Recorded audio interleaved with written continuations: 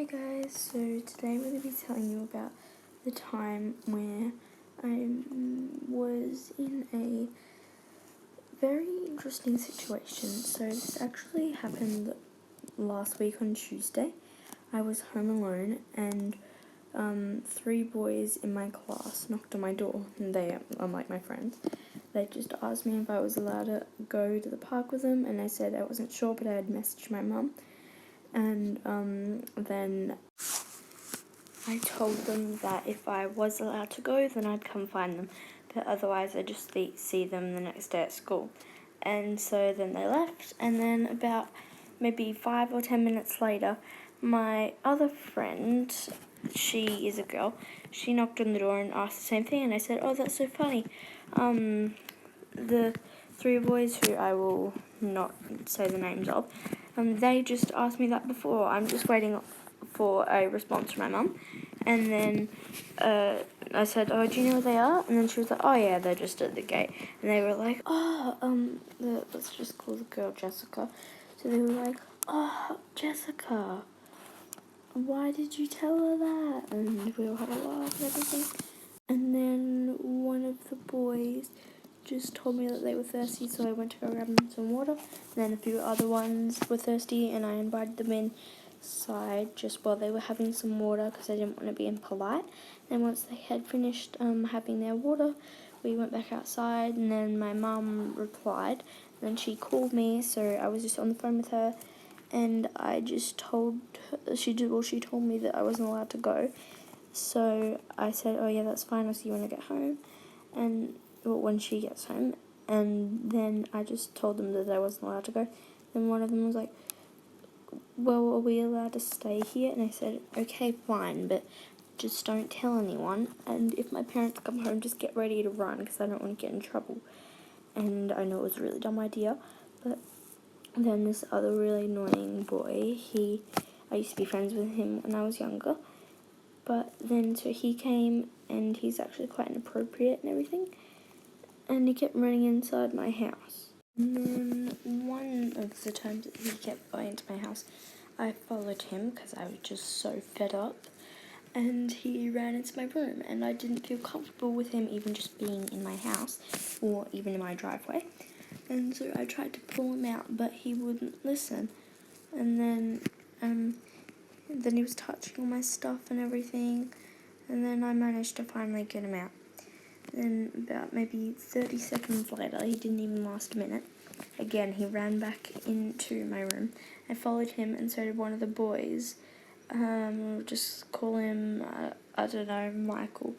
And then so the very annoying boy, he went into my room again, and I followed him, and we were both in my room, and he was trying to close the door because Michael was trying to get in to help me get him out.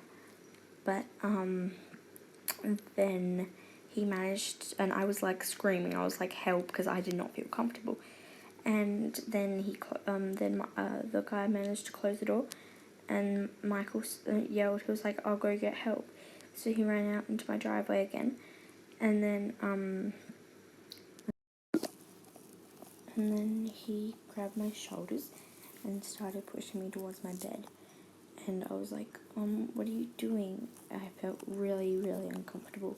I managed to get free of his grip just in time, and because all of the other boys, Jessica stayed in my driveway, but Michael and all the other boys, they pushed open my door, and they started hitting him and everything, and they pulled him out of my room, and they were like, oh my god, are you okay? And I said, yeah, I'm okay.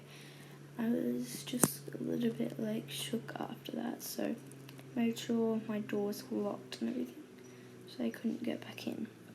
And then he went back in my house a few times after that. That I had a pillow and everything, and I was ready to hit him.